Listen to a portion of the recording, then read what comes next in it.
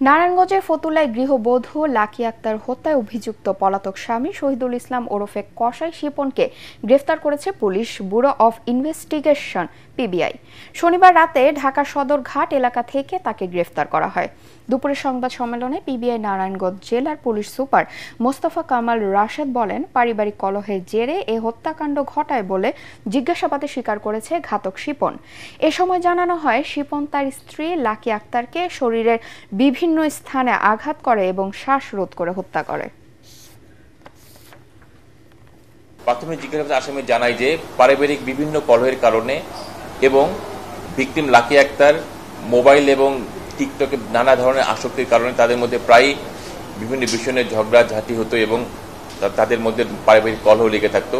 এরই জের ধরে ঘটনার দিন আসামি শিপন ভিকটিম লাকি আক্তারকে শ্বাসরোধ করে হত্যা করে।